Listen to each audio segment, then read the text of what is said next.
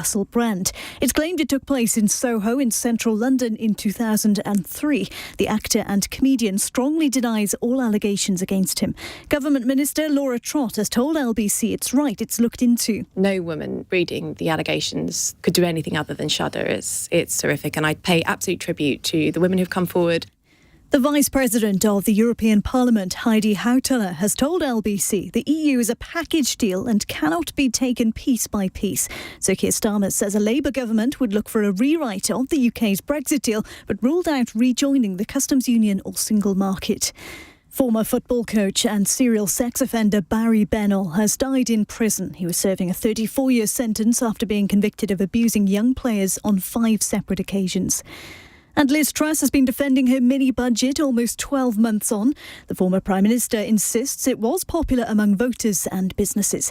In the city, the FTSE 100 has closed down 58 points at 76.52. The pound buys $1.24 and €1.15. LBC weather largely dry in the southeast tonight with blustery showers in the far north. Rain moving in from the west of the UK with a low of 3. Heavy and persistent rain across much of the UK tomorrow. Drier and brighter in the southeast with a high of 20. From Global's newsroom for LBC, I'm Charlotte Morgan. This is LBC from Global, leading Britain's conversation. Cross Question with Iain Dale. Hello, a very good evening to you. It's 8 on LBC. Welcome to Monday's Cross Question. On the panel with me, to my right, Winston Marshall, musician and host of the Marshall Matters podcast. Next to him, Dr. Tessa Dunlop, making her debut on the programme, historian and author. Bim Afolami, to my left, is the Conservative MP for Hitchin and Harpenden, and Ian Blackford, SNP MP for Ross, Skye and Lochaber, who's the party's former Westminster leader and was the star of my Edinburgh Fringe show. Got a lot of downloads on the podcast, your episode, Ian. What were the rest of them like then? Excellent. No. but I think people really did enjoy yours. Good, I'm glad to hear Anyway, it. don't dig yourself a deeper hole. We'll come to your questions in just a moment. 0345 6060 973. You can text 84850. You can say, Alexa, send a comment to LBC. And of course, you can watch us for the next hour on Global Player. Call 0345 6060 973. Tweet at LBC. Text 84850. Cross Question with Iain Dale. This is LBC. Well, let's start with the text question from Fiona in Leeds. Is James Cleverly, the Foreign Secretary, right to say we need to address how power imbalances cause problems across society in media, politics and beyond? Well, Mr. Cleverly told Sky News earlier, and I'll give you his full quote here because I think it is quite interesting. We see that in the film industry, the entertainment industry, and sadly, of course, we see it in the area that I work in terms of politics, where you have very, very significant power differentials, long working hours, people in that environment. Now, that is absolutely no excuse for individual misconduct, and people have to take responsibility for their own conduct. In those environments, I think institutionally, we need to be particularly vigilant. We need to make sure that we're going out of our way to protect the people that have less power than those around them. We need to respond to their concerns very, very quickly when they are highlighted. Well, this is obviously a reference to what's going on with Russell Brand. Tessa, can we start with you? Yeah, I think it's interesting. I speak with particular experience. I am actually almost exactly a contemporary of Russell Brand and was working in the entertainment and media industry in the 90s and the early 2000s. I think what's particularly unusual is that sex appeal, appearance, that ilk has a weird paradoxical play out whereby if, for example, you're a young woman, which I once was in the media, you have a power that I wouldn't necessarily have had I been a lawyer or a doctor or working in a local council. This unspoken power, and at the same time, I am also pretty powerless. You're at the bottom of the pecking order. You're without agency, and yet to your casting couch individuals, some of your men in grey suits, I'm afraid, probably even to the present day, and certain big ego celebrities, you are the elixir of all that is attractive and available potentially. And I think that intersection between bad behaviour and power around these vulnerable individuals who incidentally are quite isolated. If you're being pursued by a boss or a celebrity, you'll find that your colleagues often, and this certainly was the case 15, 20 years ago, oh, she's only there because the boss wants to knob her, if I'm allowed to say that, and actually there's a sort of resentment, and that pushes you closer to your potential abuser. And I think let's say right from the beginning here, let's keep our comments quite general, because there has been a complaint to the Metropolitan Police today, and that does alter what we can really say from a legal standpoint. Ian Blackford.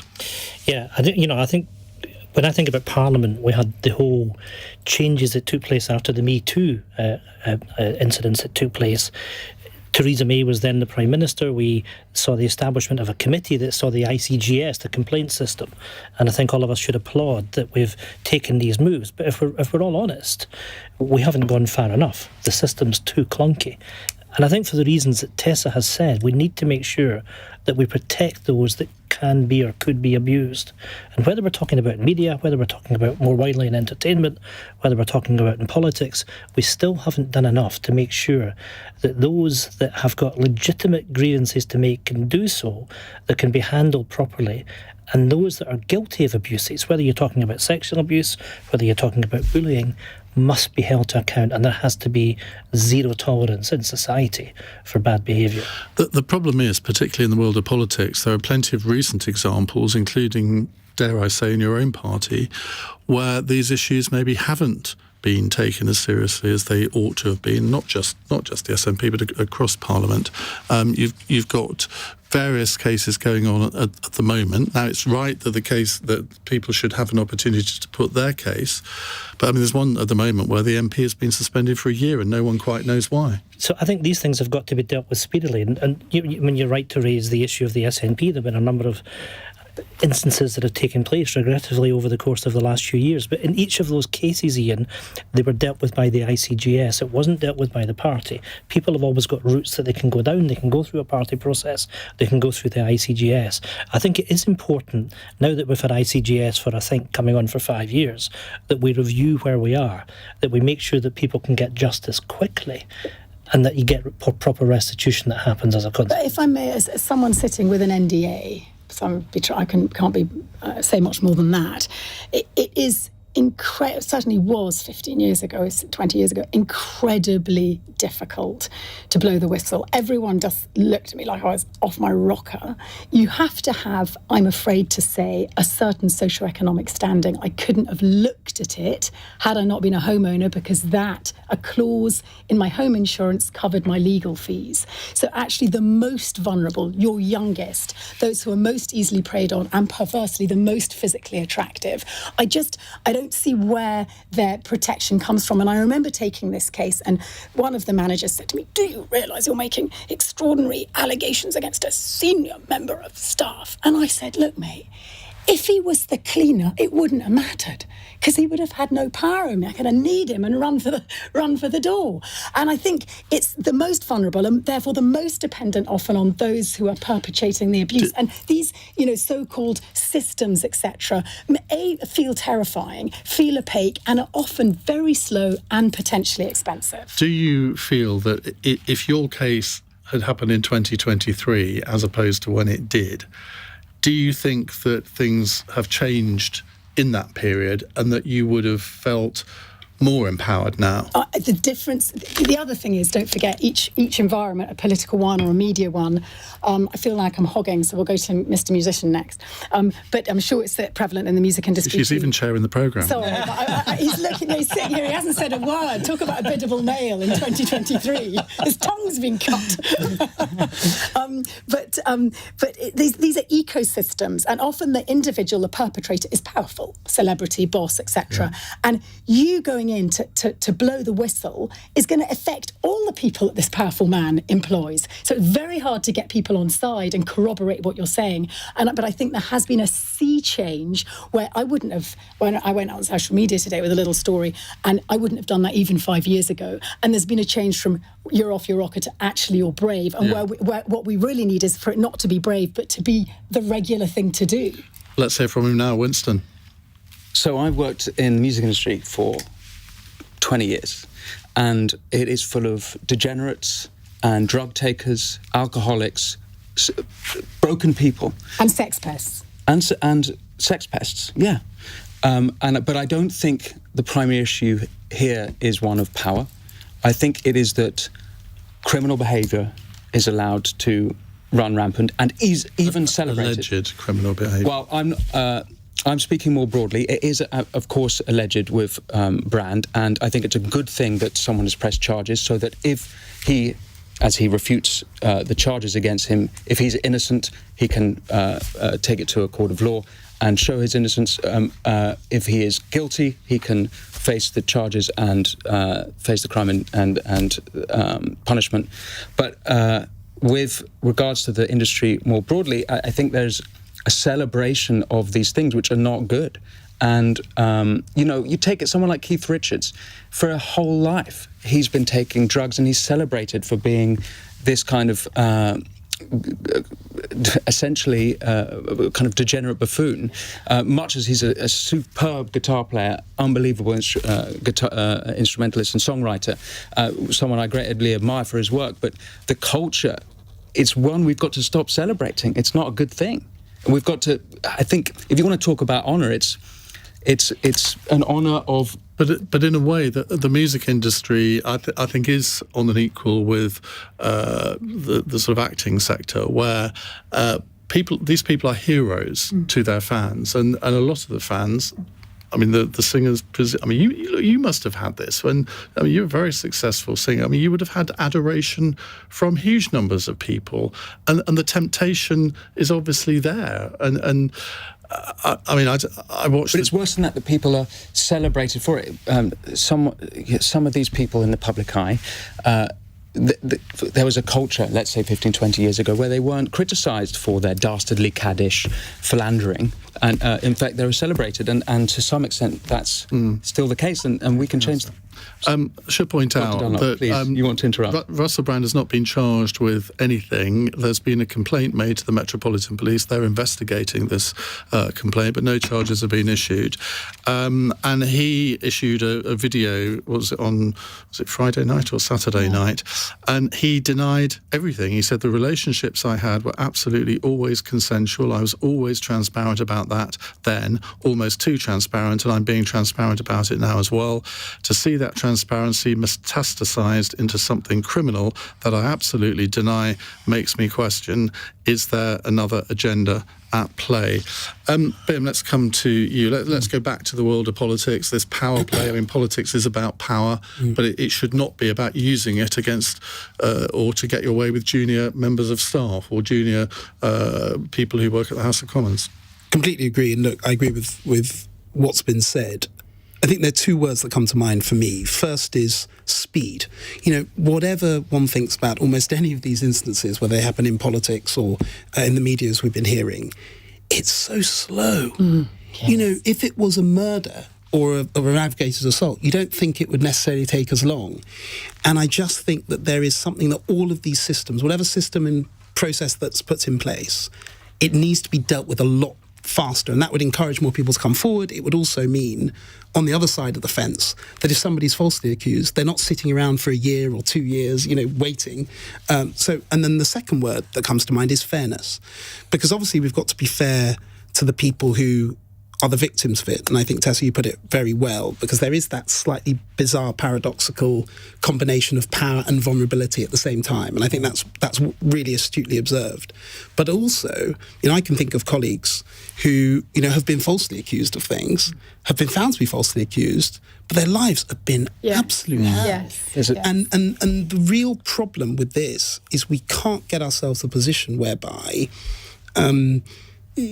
it takes so long, the process is so opaque, it's so difficult, that if something is wrong, on the other side of the fence, that person in a position of authority and power is then treated appallingly by the media, by their colleagues, Kevin by Spacey society. is a great example of this, only a month ago. I think that we've just got to make sure that we don't forget there can be a victim of false accusation as well. I would just say that's worth saying. Anyone who's having a nightmare on either side, keep hold of your texts, never erase a single message, and don't delete those emails. They are your friends, because in these cases, the accused and the accuser are the two chief witnesses, which is why it makes it very difficult. Just on a point of culture, watching some of that, in inverted commas, comedy of Russell Brand, it hasn't dated. I mean, already, I don't feel that this is the sort of stuff that would be broadcast today. So there has been a sea change in what, especially is it Gen Z now? I think we should call it Gen Z, but it is apparently Gen Z. Okay, Gen Z would find acceptable. They take fewer drugs than us, they drink less than us, and also I think they're probably cleaner living than us. So there we go. Well, on that bombshell, let's move on to a different subject. Iain, can I mention one more thing on this topic? Very, very quickly.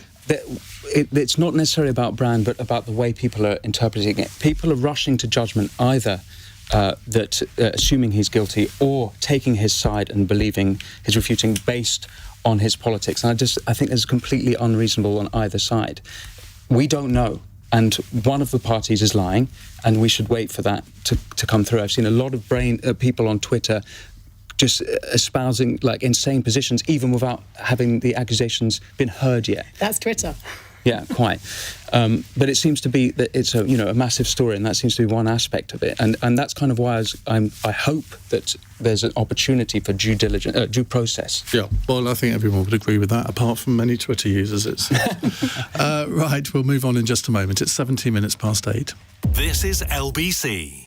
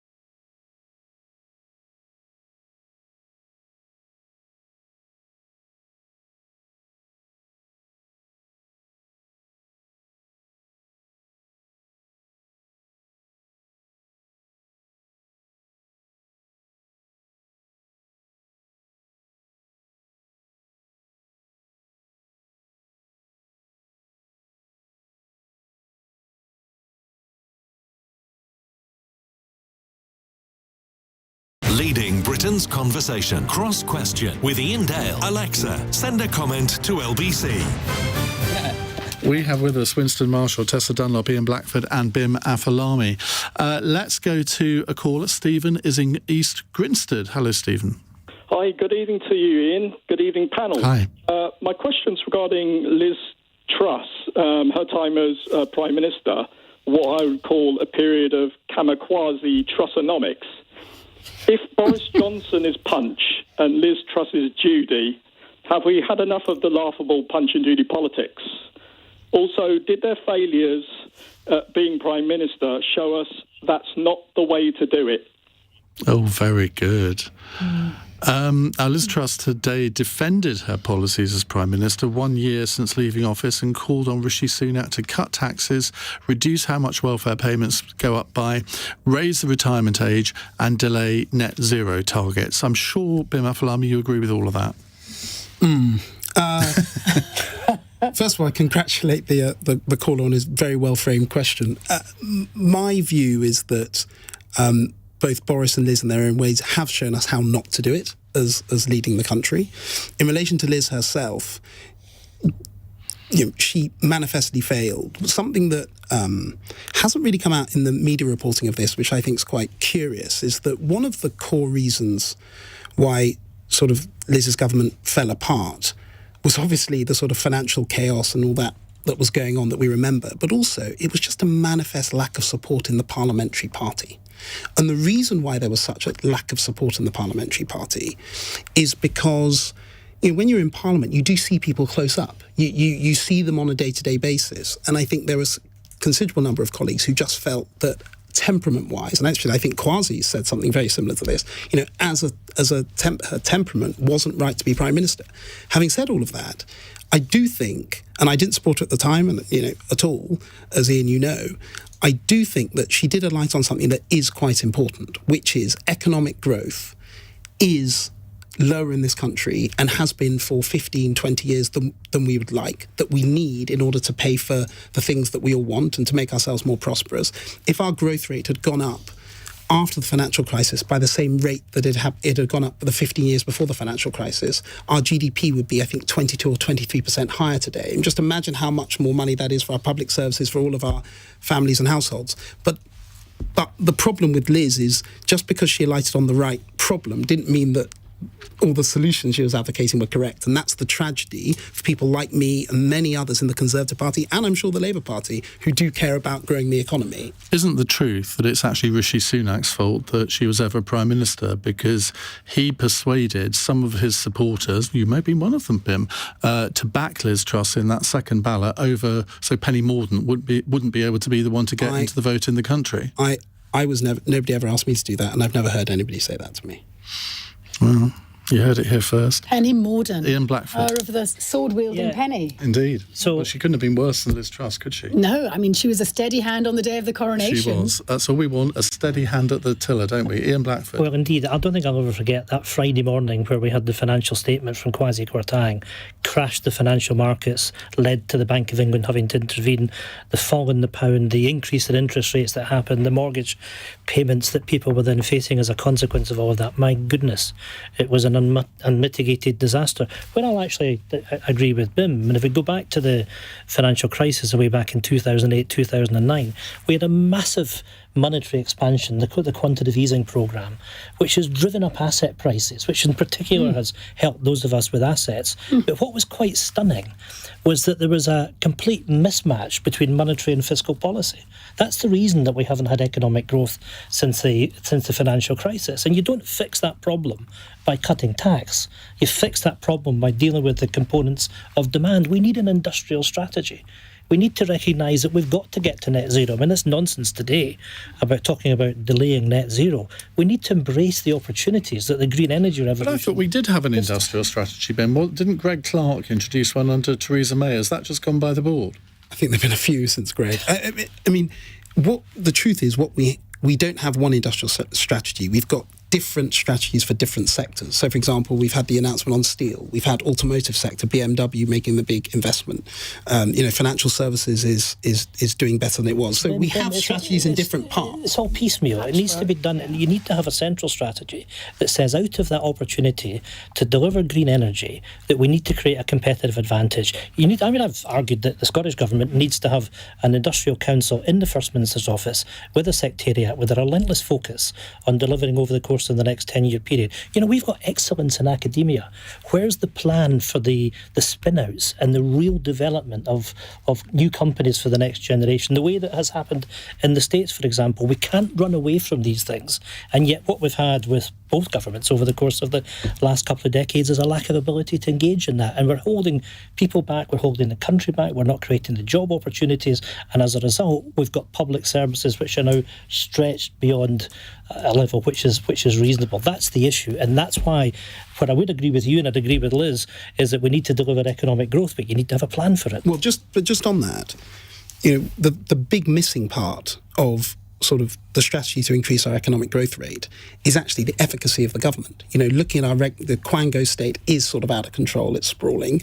We've got, takes too long. It's been in power for the last 13 years. I mean, Francis Maude, under David Cameron, tried to do something about that. He did, actually, and did a good job. Well, he might have done, but why are we still in the situation that you just described? I think we've lost focus on it, and we need to get it back. And I would but Liz Truss is not helping. No, she's not providing clarity. What I would also add is, things like the time it takes to deliver new housing or time it takes to deliver infrastructure. These sorts of things are critical in getting our economic growth rate up. They are supply side in sort of economic jargon, but actually, I think all of us, whatever your political persuasion, would agree on those things. And that's where the Chinese will always beat us, because they don't have these problems. They can just decide, okay, we're going to have a housing estate there, so let's build it within a year. The Chinese have all sorts of other problems that I would argue are worse. Winston? All of this to me is just a reminder. I mean, Liz Truss kind of personifies the lack of talent for me in the Tory party, and I say that with some respect, because it's not. I admire to an extent politicians. It's a difficult job, but I'm really worried about this country, and I agree with what you said about growth. The aspirational are leaving this country, and I know that anecdotally. And the entrepreneurs are leaving this country. We're in trouble, and I want to see from your colleagues the talent and the leaders come out with a real vision. And I don't know if it's necessarily a centralised vision, but something that's going to be like this, that's going to attract the brilliant minds of the world here, that's going to turn this around. 40% of this country are. This is something I've got from a Louise Perry article at The Spectator. Those of us earning 40 grand or less take more from the state than we put in, and that's really concerning. I don't really see how it's turning around. I don't see anyone with a vision to turn this round. Tessa, hang on a second, Tessa. First of all, what would concern me greatly if I was you, Bim, going into the next election, is that there she is hogging all the headlines today, Liz Truss. She's clearly playing a long political game. She wants to make something of a comeback in the wake of the predicted Conservative defeat, when the party will predictably probably tack to the right. So this is kind of dark. This is like skull and crossbones politicking. I thought, oh my goodness, she's sort of come back quite literally from the dead. Then we're going to get her awful honours list. So I feel sorry for you, and I'm sorry about that. But Bim, in comparison, is a very decent chap. I always was very wary, by the way, of Liz Truss. She's, again, one of my contemporaries. Me, Liz Truss and Russell Brand. We were a terrible lot, weren't we? Born in the mid-70s. It's your fault. It's all our fault. We're about to start a very bad rumour then. Iain, make sure the lawyers... Only your perverted mind. Blame it on Bim. But she studied politics. The election slogan. She studied politics, philosophy and economics at Oxford. We were off at the same time. Did you know her? No. Can I find the class of degree she got? When those two were head and head, Rishi and Liz, he was first class degree. First class, it was every single headline, Rishi's great brain. So I dug and I dug. I rang the university. I dug further. I can't find any classification for that degree. So if somebody could shed light on that matter, I'd be most grateful. No, she's a write-off. The Tories are predictably, probably, I'm afraid, because you haven't got the economic growth moving. I mean, what she said about productivity, you just needed to watch a recent panorama to know that the French, they apparently, the average worker, is worth £59 compared to the Brit who's worth 18, and yet we're working just as hard. It's just we have an ice cream scoop and they've got a great big electric squirter as sort of a metaphor for an example of how our economy is moving at the moment. It's very bad news. And finally and tragically, the United Nations Assembly this week, where previously Britain, as a leading environmental campaigner with big green revolution visions, we're a bunch of islands, we've got the capacity we have to embrace the green future is extraordinary. We're not. Oliver Dowden, who he is going, because Rishi knows, tail between his legs, he's drilling in the North Sea. Is he not going? Is Rishi No, he's not going. He's drilling to nowhere in the North Sea. He's too embarrassed, isn't he? I reckon. Why do you think Rishi's not going, Bim? I have no idea, but Oliver, is Deputy Prime Minister. I think he's senior enough. I was listening to an American station this morning, and they said this is because Britain used to be a leader when it came to green, but the current administration no longer leads. on Yeah, that I'm front? really worried about that because in Scotland we've got massive opportunities. We're about 5% of the offshore wind market in the world, but we need to create the circumstances that people want to come here to invest. And Winston, your point about talent, I think, is a very real one. We still got academic institutions right across the UK that excel. We encourage students to come here, and then we tell them they have to leave, rather than actually saying you have a right to make. That's assuming they get a degree because the lecturers are on strike and they won't run their papers. Yeah, but the point is, I want people to come here and to make their future here, and to be part of our story, part of our growth. We need labour, we need talent, we need to grow the economy. Unless you I have thought we had a headline there. I know, I did We too. need labour. Not that sort of labour. Okay. I'm reassured by that. Right, we'll continue with other subjects in just a moment. 0345 6060 973. It's 8:31 on LBC. Let's get the latest news headlines with Charlotte Morgan. The Metropolitan Police says it's received an allegation of sexual assault after a news report about Russell Brand. The actor and comedian strongly denies claims against him and insists his relationships were always consensual. The Vice President of the European Parliament has told LBC the EU is a package deal and can't be taken piece by piece. Sir Keir Starmer says a Labour government would tweak some of the UK's Brexit deal but ruled out rejoining the customs union or single market.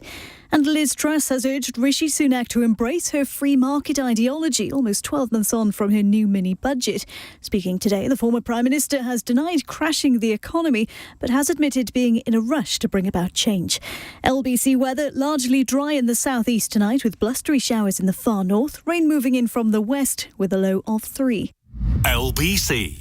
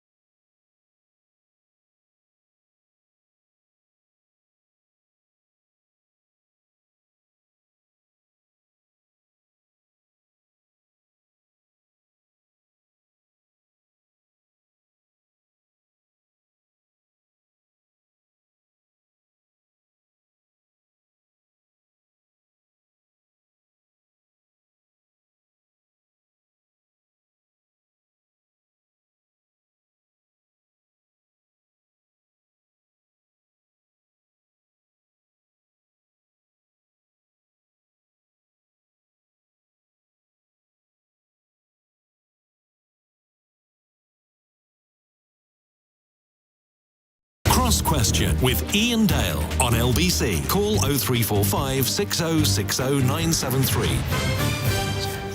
8:35 on LBC. With me in the studio, former SNP Westminster leader Ian Blackford. Are you missing the power that you had? No, I'm loving what I'm doing. I've just written this industrial strategy for Scotland. good debate last week in Parliament about trying to get footballers with dementia, having that classified as an industrial injury. So all sorts of things I'm getting involved in. You must miss PMQs because you sort of got a bit of a cult following in that, didn't you? Yeah, well, look, of course, it was a massive responsibility, and I think, and the fact that you've got a voice to stand up for people, I really enjoyed doing that. But in some respects, Iain, I've got my life back again. But how long for? Because you're going to stand down at the next election. Have you worked out what you're going to do after that? I'm going to help Hamza. But when we talked about this in Edinburgh, you gave more than a hint that you'd quite like to join the House of Lords. Of course, the SNP don't have people in the House you can't. of Lords. SNP parliamentarians can't join the House of Lords. But you'd quite like to, though, wouldn't you? Look, at the end of the day, I want to see what contribution I can make to help the case of independence that I've supported ever since I've been a teenager. I think there's a little secret squirrel bit of Iain, who is eminently likeable. It's so disappointing. I'm a copper-bottomed unionist, born in Scotland, live in England, and I'm always gutted when I'm charmed by someone from the SNP. But you're so genial and delightful, and I think you've rather enjoyed working in England, and you could never admit it, but a little bit of you is okay with the union, isn't it? No. Gosh, I want Scotland to be the best country it can be. In the British Union. But no, because one of the things I said in the Industrial Review is we've actually lost population share every decade since 1850. Iain certainly said Is that right? It's true, yeah. So I want to change that, and we need to have the powers and also the responsibility to do that, Tessa. What I would say, though, having been an MP since 2015, I've enjoyed the privilege that I've had to represent constituents down here. Take responsibility for what you do, for both of us, for Bim and I, to represent constituents, to do casework day in, day out. Don't disrespect the place, which is a slightly different thing. I've just got one quick question about it. As he's here, please let me in. Go on then. It's just, I do a lot of work over in Romania, and I'm very aware that every little country has an embassy out there. And if Scotland was independent, it would really suit the chattering classes north of the border, but not the working class, because you're going to have a little embassy, a little legate in every blooming country across the globe. Who's going to pay for that? It will cost you guys a fortune. So, Donna, if the Scottish people want their own sovereignty, I'm just flagging it. Just one. I was just like Ireland and every other country does as well, and punch above I was their weight. supposed to be introducing the panel, and we end up talking about Scottish embassies in Romania. Thanks, Tessa. It's one of the many costs. Thanks, Tessa. But we pay for that already. Bim Afolami is here. I nearly said Winston Mackenzie then. Winston Marshall is here, and Tessa Dunlop, as if you'd missed Tessa. Right, let's go to an Alexa question from Nikki in Tunbridge Wells. One of the European Parliament's vice presidents told Andrew Marr that the EU is a package deal, and Keir Starmer wouldn't be allowed to pick and choose which bits of it he wants. Can he really succeed in renegotiating the current deal? We'll finish at MEP Heidi Hautala. She told Andrew that Starmer... that makes no sense whatsoever, so I won't even bother to continue reading that bit. Now, you have already admitted that you are ultra Remainer. Yeah, I am. Tessa, what do you think? I think that it would suit both the European Union and Britain. Many countries in the EU in recession at the moment could do with boosting their trade. We know that our imports have been badly affected and our exports have been badly affected with our largest and nearest trading neighbour. Anything that can improve that, especially around the agri-foods, agriculture area where we've got rampant food inflation, far outstrips standard inflation in this country. Anything that can bring that down. And when it comes to food, you trade with this is happening in Europe as well. I mean, I've got friends in Spain who tell me that tomatoes in Spain, made in Spain, grown in Spain, they're more expensive than they are here. I've got no idea why that would be, but they are. Yeah, sure, there are all sorts of problems, but we don't help it by... It's either triple the paperwork, depending if you're exporting, or it's 50% greater paperwork, and small companies in particular... But our exports are higher than they ever have been with the EU. No, they're not. They are. It absolutely depends. If you go on to the... What is it that Tony Blair takes over the world think tank? What's it called, his think tank? The Tony Blair Institute. Thank you. Can I just get the statistic? Can you ask someone else a question? And I'm coming back to that thing you've just said. With pleasure. Winston. Good. I think that the EU, Guy Verhofstadt, has retains such disdain for the democratic people of Britain, and ultimately Boris won the election because he wanted to deliver Brexit. I don't believe Starmer really believes in Brexit. I'm I don't necessarily think it's our side that are the problem. I think that the EU have been dragging the feet. I've seen that in the music industry. It is EU countries that are, not all of them, some of them have been okay in granting visas, but it's really been very difficult from the side of Europe, and I am not. I'm not sure what Starmer's deal is exactly, but I would want to go soft. But isn't the basic problem here that European politicians are going to insist that the internal market stays as the internal market, and we're going to go back to the future now. We're going to go back to 2017, 2018 and have arguments about, well, we'd quite like to do this or do that, and they're going to say, no, you're either in the single market or you're not. You're either in the customs union or not you're binary, not. Ian. Well, it kind of is. I think that's they've broadly, said it is. I think that's broadly right. There are two aspects of this which interest me. Keir Starmer has had undoubtedly politically a successful few months. There's no doubt about that. And they're getting confident. And I think this showed that they're getting cocky, because this is a man who's managed to make the public forget that he was in favour of the second referendum to now being in favour of, delivering Brexit. And now he says, right, we want a better Brexit, as if there weren't very smart, very hard-working people across, hundreds of them across government, doing their very best to negotiate the best deal that they could. It was done pretty quickly. The oven-ready Brexit deal was pushed through at breakneck speed by Boris. By the way, the vast majority of that deal was done by Theresa May's government, right? So the bit that sort of Boris changed at the end was a comparatively small bit. The broader point I'm trying to make is it shows a real complacency about his political position, that he's even mentioning this now with no idea about how he's going to do it. The leading figures from the European Union come out very quickly to say, this isn't going to happen. And I think that really shows a complacency and a naivety. But I think if he gets into Downing Street, then I think, as a country, we're going to suffer for that. There was an interesting piece, I don't know where I saw it today, but it was today, that said that the polling on this is actually quite instructive, because the Daily Mail and the like are going to say, well, this is outrageous, he's going to give away Brexit and all the rest of it. But actually the majority of people in the country are all in favour of closer trading relations with the EU. And I thought to myself, well, as somebody who's regarded as sort of ultra-Brexiteer, I'm quite happy to have closer relations, trading relations with the EU. That was what it was all about. And the point you made there is right. I think they've been led by polling and focus groups to this position, but saying something isn't the same as doing the thing. And just saying now, we're going to have a better deal, okay, fine. But he's not going to be able to deliver on it unless he wants to spend, if he wins the election, and who knows what will happen next year, unless he wants to spend his whole years of his first term mired in European negotiations like Theresa May, and I suspect he won't. Before you go to Ian, I just want to come back on that idea that we've improved our exports with Europe since we left the EU. This is from the Tony Blair Institute. So it must be true. Yeah, it must be true. I'm just countering what you said. Okay. Where was your source for your idea that exports I read it somewhere. Right, read it somewhere versus the Tony Blair Institute. 25% drop in imports from the EU since we left the EU, and exports are down by 6%. There is room for improvement, Ian. Well, is that by value or by quantity? What? That just overall, we import 25% less from the EU, and we export 6%. I think by value, it's actually we export a lot more than we do. This is the full impact hasn't been felt because a lot of the barriers have yet to be introduced. So the full effect of all the trade barriers that's just to the EU, delayed. though. What about the rest of the world? But whether Keir Starmer wants to increase cooperation with the EU, there is going to have to be some sort of renegotiation in 2025 anyway, whether he wants to do it or not. I think the way that Europe looks upon that's a tidying up exercise that's taking place. Let me make a couple of quick points.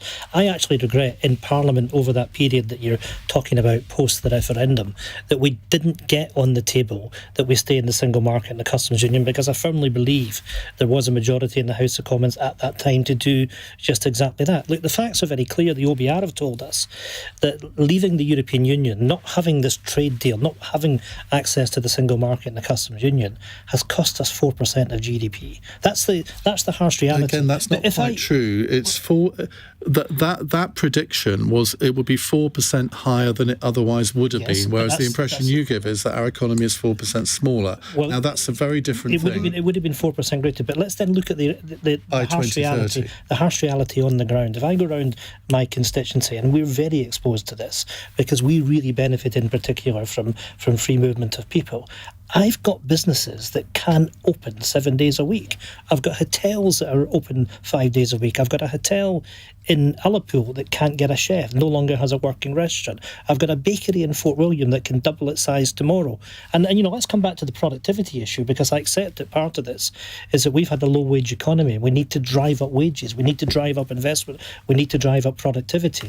But what's happened is we've constrained our economy as a direct consequence of Brexit. That's what's happened. But it's a wee bit disingenuous to say that, because one of the great pools that we took from was the Eastern European labour market, and those economies are booming and they're aggressively reclaiming their own. So Poland, Romania, I know I have a lot of exposure and I do a lot of reporting from Romania. Their economy is growing at 4.8% a year. The average wage is well over £1,000. Their doctors and nurses got a pay rise 70% in 2018 because they were hemorrhaging so many workers. So Ullapool will have to look somewhere else. I don't think you and I are actually necessarily disagreeing, because we need to drive investment in the economy, drive up productivity, drive up wage rates. But in the interim, we needed that free movement of people in order to staff our industries. But the fact is, migrants this year. The fact is that from the EU, every year since Brexit, we've had net positive migration from the EU. So, I hear what you say about labour shortages. I'm sorry, last year with the 1.5 million migrant statistics, 600 plus of which were a surplus. Actually, if you looked into the figures, more people went back to the EU than came in from the EU. And we have a not labour according shortage. to the figures I've seen. But hey. And we have a labour shortage. So we do have a labour shortage, you're right, but we've got a labour shortage because employers aren't paying the wages that employees think they should, and therefore, if they're not paying those wages, they'll go and find a job elsewhere. So I think, Iain, your point there is really instructive. We have now a very high level of net migration, and there are many people who think that needs to be brought down. At the same time, we do have some labour shortages in the economy. Now, if you'd said to me 5 years ago those two things both could be true, I'd say, well, it doesn't make any sense. Part of what's going on here is a post-COVID effect related to wages and lifestyle in certain industries. I do think hospitality, unfairly, in my view, has sort of suffered from a perception, particularly amongst younger people, that it's not really the sort of industry you want to be in. There's also a big preference now, and I see this in my own constituency, 40, 50 miles north of London. There's a big preference to working from home for a lot of people. In industries where you can't work from home, they're really suffering. So I do think there are some cultural changes, particularly post-COVID, that has meant, despite very high levels of migration, there are labour shortages in certain parts of the economy. And what I'm hearing from my constituents and businesses in my constituency is actually over the last few months, those labour shortages are actually coming down because of the Bank of England's impact. What can you guys do as government to get the people, those workers into the industries with labour shortages? That's the thing. It's about really making sure that. Well, the answer is nothing. It's not. It's not the job of government to do that. To be fair, what you can do is you can create the economic conditions, right? So part of what the Bank of England's doing at the moment is they're raising the cost of debt, which makes it, frankly, harder for businesses that were maybe just about surviving to continue. Frankly, a lot of those businesses are going to go bust. Insolvencies are already going up.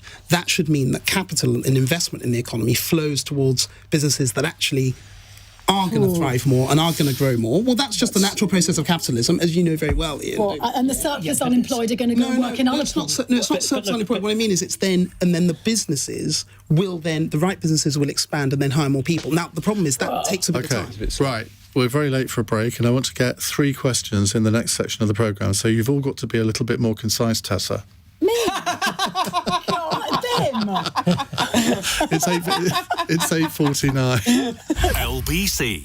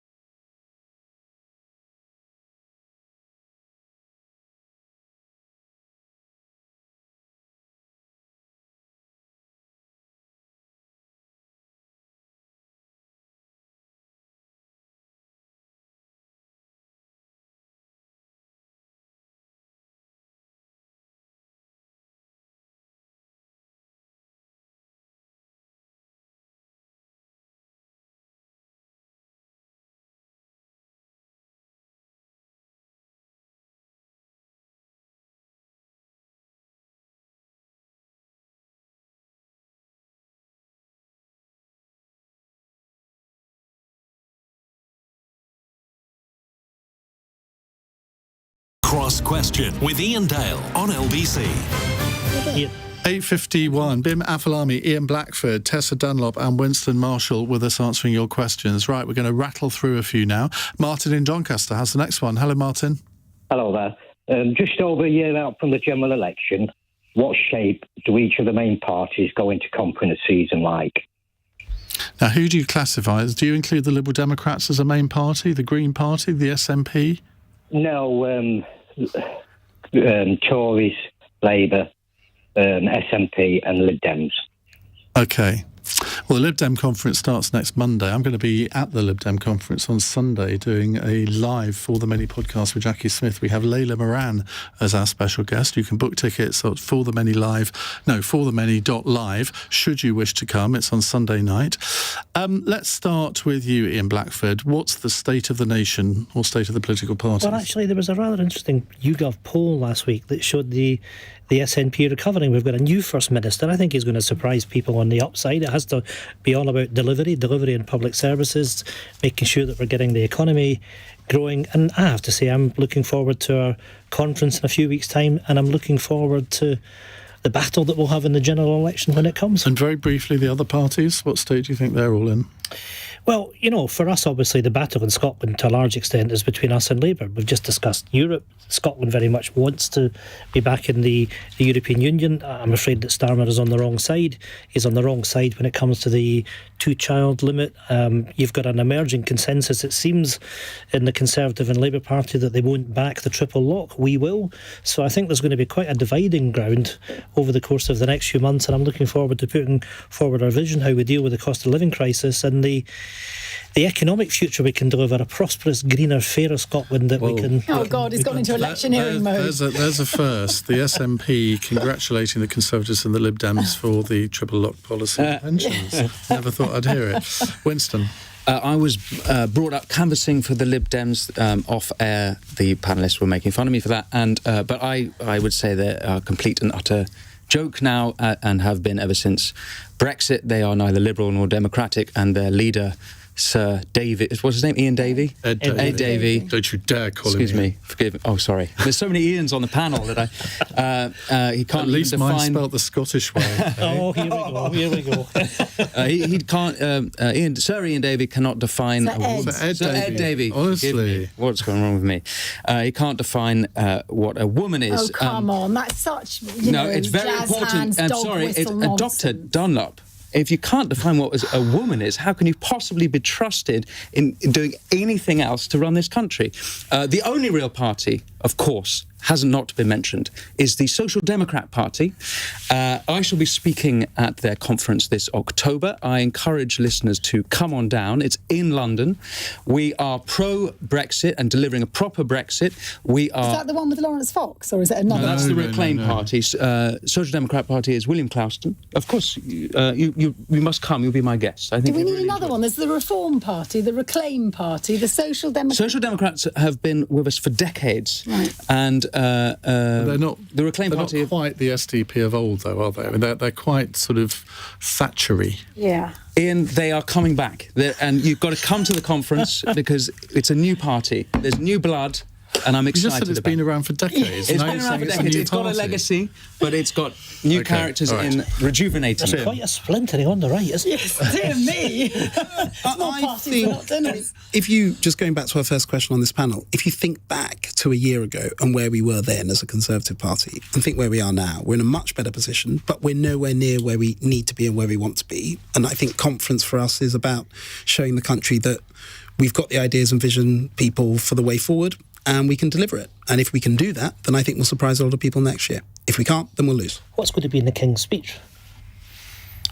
Lots of laws. But you know what's going to overtake your conference? The doctors' strikes. You're going to be unpicked once again by the NHS. No one's going to notice what any of you are saying. So you make a reasonable point about strikes. I think that, and I speak as somebody whose father is a consultant doctor. How much does he get? I've no idea. I haven't asked him. Really? But the way how the BMA has really become so politically aggressive, very openly, really trying to attack the government on political grounds rather than just on what you might describe as why have we not had strikes? Hang on, in health we're not going to divert onto doctors' strikes. We're not. No. We're not going to divert ourselves onto doctors' strikes. Despite forgive Tessa. Despite Tessa trying to lead us down that path. No, it's just we're talking about conferences, right. And that will be the skeleton across the shadow. Let's move on to now. Would you like to do votes for 16-year-olds or 20-mile-an-hour speed limits? 16-year-olds. 16-year-olds. Your consensus on that, right? Votes for 16-year-olds. Winston. Ludicrous idea. How old are you? Well, I'm 35. What difference does that make to my opinion? You look older. Anyway, carry on. Ouch. She's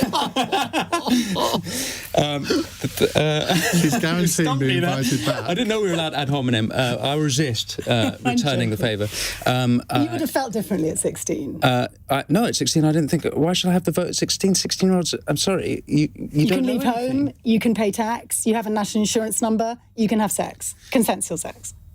I just don't think that 16-year-olds have a really good concept of how everything works. I don't. But physiologically, your brain isn't fully developed until you get to 25. No, indeed. I would actually be in favour of moving the vote to 25. But arguably, once you get to Ian Blackford's age, physiologically, your brain isn't what it once was either. I mean, it's fascinating. Thank you, Tessa. But if we're going to... You're probably right. Have you got one ready for Bim and me as well? It's just if you're going to, play politics with the development of the brain, it does peak somewhere. I mean, best time to learn a foreign language is age 7, but try getting a 95-year-old to redo a driving test and but she a might fail it. 95-year-old has a lifetime of experience, and that's exactly what the type of people I want voting, people with experience. Okay, but right. Actually 53%... We're running out of time. Ian, if your brain's agile enough to answer this question... Tessa doesn't think it is. But, today, the 18th of September is the day of the Scottish independence referendum in 2014.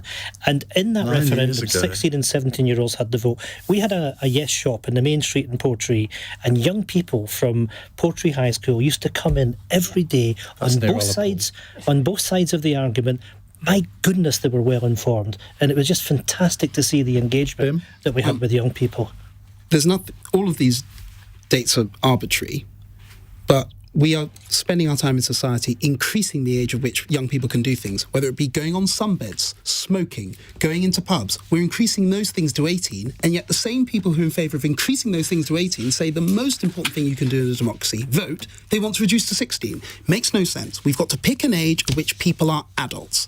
As a society, we appear to have picked that age at 18, therefore everything needs to track that point.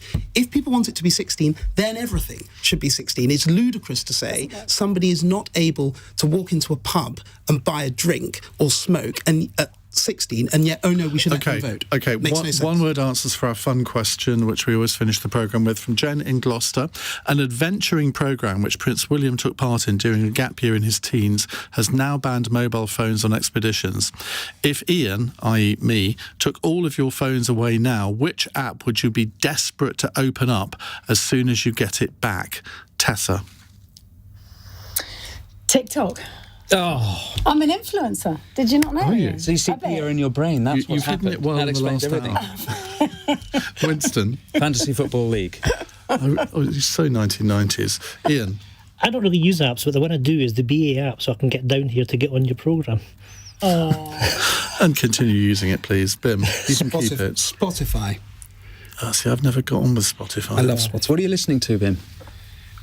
Well, Eminem's Curtain Call 2. Uh-huh.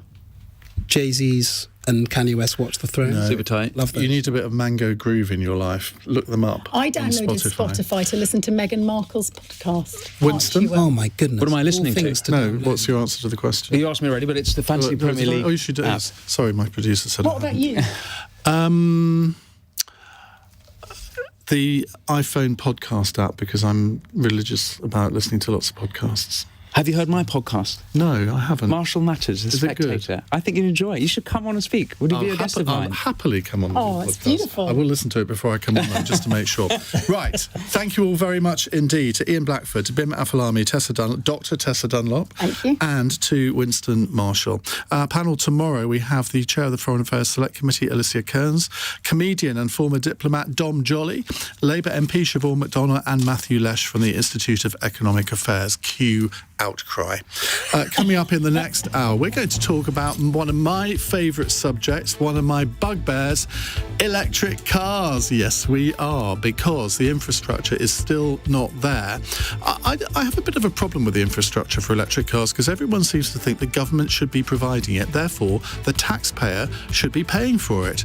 Does the government provide petrol stations? Do we as taxpayers pay for the infrastructure of petrol stations? No. Surely it should be the EV electricity providers that are responsible for increasing the infrastructure, or maybe even the car makers.